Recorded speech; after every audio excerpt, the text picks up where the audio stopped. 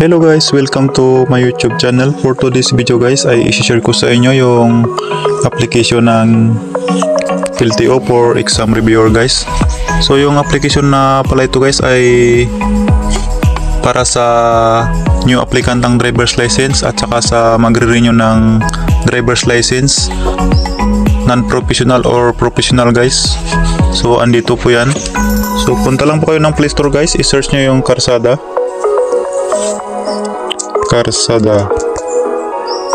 search. So yan guys, ayan yung unang lumabas, Karsada. Nakita nyo yan guys ay Karsada Reviewer for LTO. So nakalagay sa akin guys open kasi na-download ko na po siya. So balik na lang po ako guys sa aking application. Kung hindi nyo pa na-download guys, so search na lang yan sa Play Store, then install nyo lang. Then balik tayo guys sa aking application.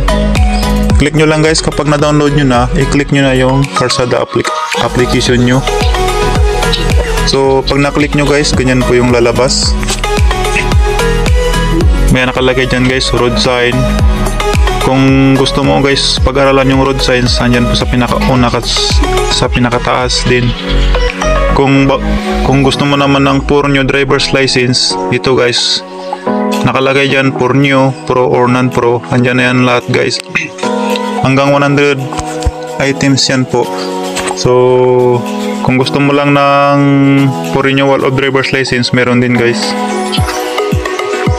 Then sa application na to guys, so maganda siya guys kasi halos lahat ng nandito ay yung mismong pinapa-exam ng LTO guys, andito na.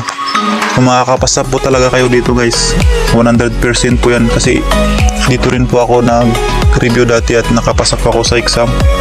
So open natin ito guys. For example, ito yung road sign. Click nyo lang guys para makita nyo yung itsura nya. Ayan. So ito guys yung sa taas, yan na adjustable yan guys. Kung gusto nyo ng 100, adjust nyo lang yan. Gusto nyo lang ng 50, yan 50. Kung gusto nyo ng pinakamababa guys, 25. Then dalawang pagpipilian nyo guys, pwede ring English, pwede ring Tagalog. Click nyo lang guys. Then kapag nasit nyo na guys ay click nyo lang po yung start. For example guys, Tagalog yung napili kong language. Start natin guys, ayan.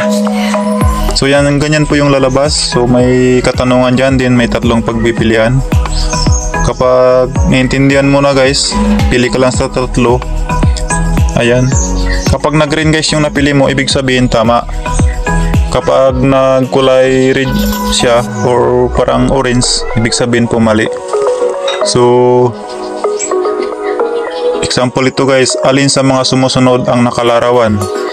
E. Doble ang kurbadong delikado sa unahan. B. Doble ang kurbadong delikado sa kanan. C. Doble ang kurbadong delikado sa kaliwa. So makikita mo na naman guys sa sign. So yung tamang sagot, ito guys yung C. Ayan, doble ang kurbadong delikado sa kaliwa. Then kapag okay na guys, click mo lang yung next.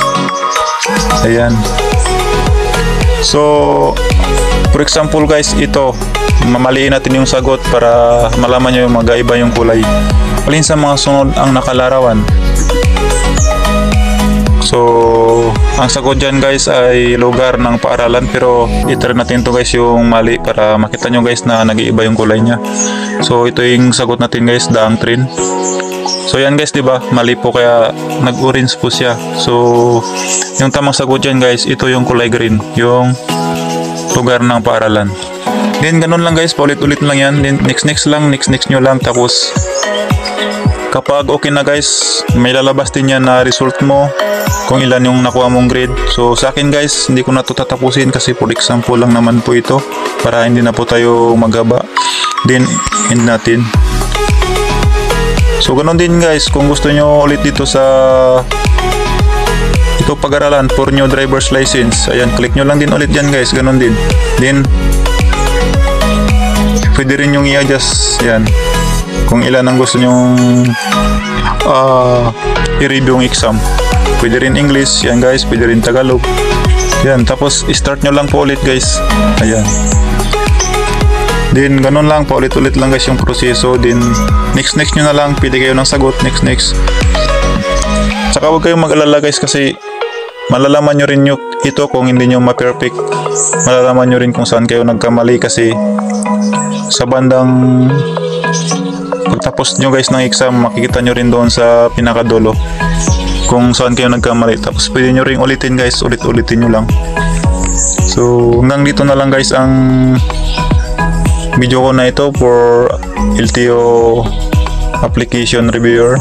So sana nakatulong ang video na to guys, and kung nakatulong sa inyo guys, sa mga hindi pa naka-subscribe dyan, please subscribe and click the notification bell para lagi po kayong updated guys sa mga tutorial na sinishare ko dito sa aking munting YouTube channel.